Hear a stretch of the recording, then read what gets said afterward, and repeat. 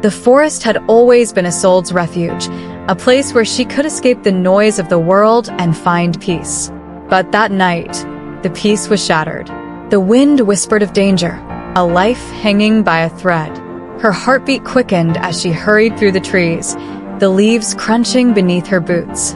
The scent of earth and pine filled the cool night air, but something more potent, a sense of urgency, pulled her forward. There, in the clearing, lay a figure in dark armor, barely breathing.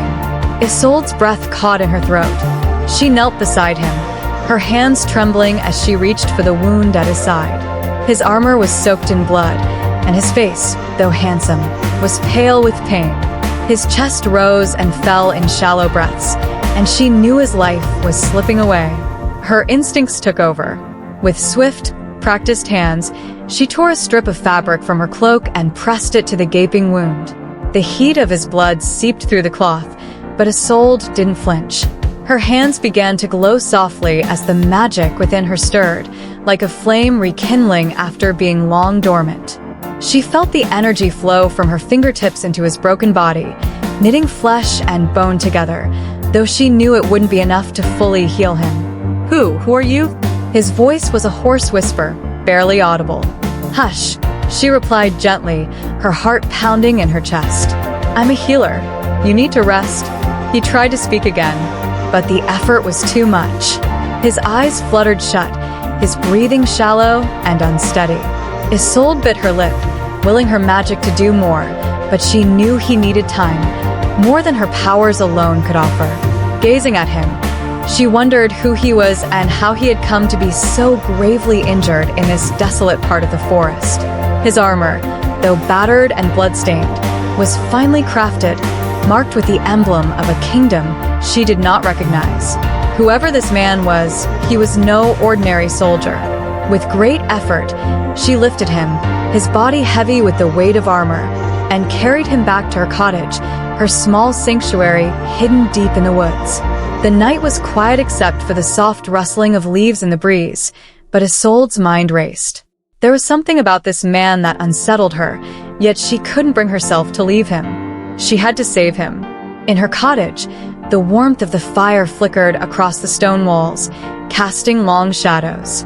She laid him on the simple wooden bed, his dark hair falling across his face, and began to clean his wound properly. The scent of herbs filled the room as she worked, mixing poultices and salves to aid his healing. Days passed like this, with Isolde tending to him, her hands never far from his side, her magic slowly mending his broken body. When he finally awoke, his eyes fluttering open, the firelight reflected in their dark depths.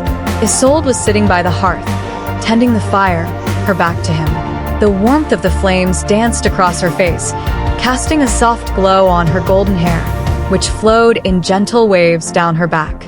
He watched her for a moment, curiosity and confusion mingling in his gaze. "You," his voice was rough, barely more than a whisper. "You saved me." Isolde turned, her heart skipping a beat at the sight of him awake. She had wondered what he would be like when he finally opened his eyes, if he would remember her, if he would be angry that she had used her magic to heal him. But in his gaze, she saw only gratitude, and something more, something unspoken. "You're lucky I found you," she replied softly, walking over to him. "You were close to death."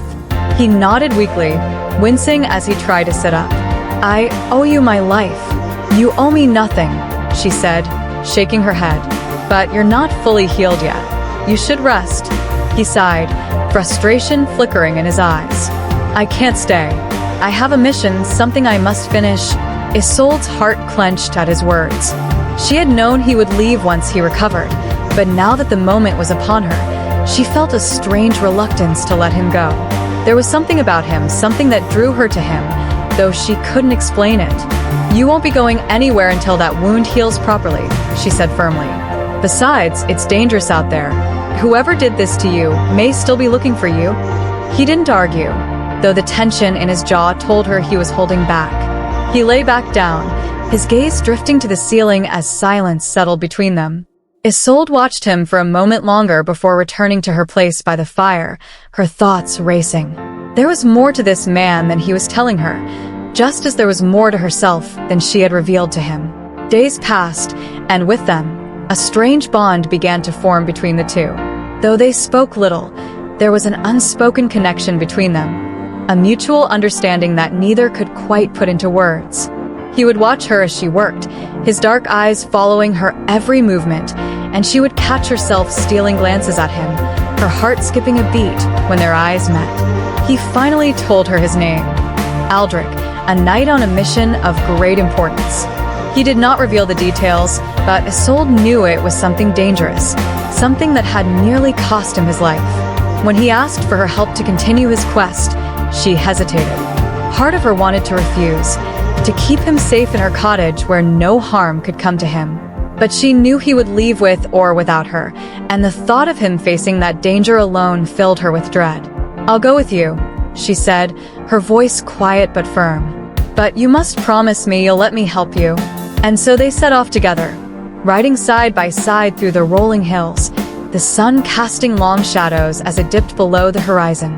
The bond between them grew stronger with each passing day, though neither spoke of it. There were moments when Isolde would catch him looking at her, his gaze soft and unreadable, and her heart would race in response.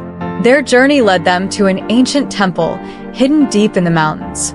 The air inside was thick with magic, and the relic Aldric sought lay in the center of the chamber, glowing with a soft, eerie light. Isolde could feel its power, the ancient, untamed magic that thrummed beneath the surface, waiting to be unleashed. As Isolde and Aldric stood before the relic, the atmosphere shifted. There was a weight in the air, a sense of foreboding. Isolde could feel the magic pulling at her, whispering secrets she didn't understand. This was no ordinary relic. Its power was dangerous, capable of both great good and unimaginable destruction. Before they could take it, the enemy forces descended upon them. The battle came swiftly, like a storm breaking loose. Aldric fought with the strength of 10 men, his sword flashing in the dim light as he defended them from wave after wave of attackers. But there were too many, and Isolde watched in horror as Aldric was struck down, his sword clattering to the ground as he fell. Her heart stopped. She couldn't lose him. Not now, not after everything. She rushed to his side, her magic flaring to life as she placed her hands over his wound, willing the magic to heal him. Tears streamed down her face as she poured every ounce of her strength into saving him, her hands trembling with the effort.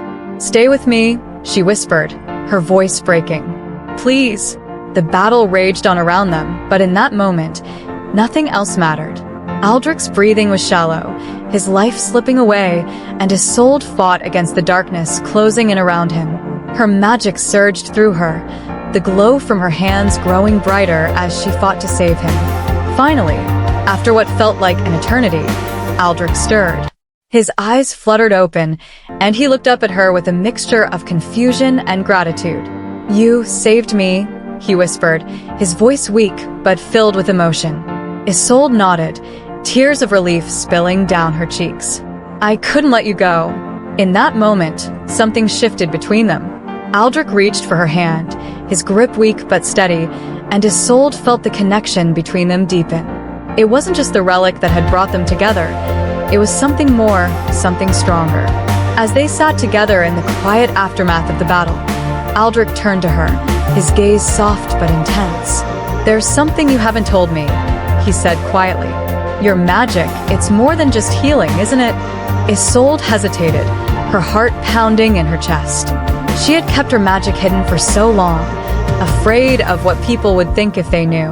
But Aldric had seen her at her most vulnerable, and still, he had stayed. She couldn't keep the truth from him any longer. "Yes," she admitted, her voice barely above a whisper. "It's part of who I am. I was born with it, passed down from my father. I never wanted anyone to know. I thought you'd be afraid of me." Aldric's gaze softened, and he reached for her hand again, his touch gentle but reassuring. "Afraid," he said, his voice filled with warmth. "Isolde, you are the bravest, most selfless person I have ever known. Your magic doesn't make you dangerous. It makes you extraordinary." Tears filled her eyes, but this time they were tears of relief. For so long, she had hidden who she truly was, but Aldric had seen her, truly seen her, and still, he had stayed.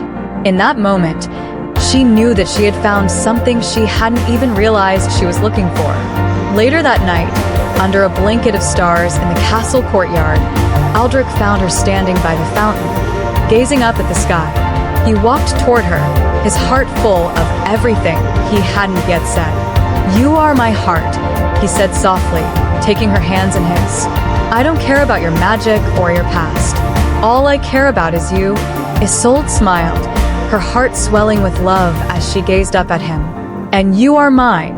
As dawn broke over the castle gardens, they walked hand in hand through the blooming flowers, the relic now dormant, its power no longer a threat. In each other, they had found not just love, but the courage to face the world as they truly were. Together, they would build a future, not as knight and healer, but as equals, bound by love, honor, and the strength to face whatever came next. Enjoyed the full story? Don't forget to like and subscribe for more timeless tales of love, magic, and adventure.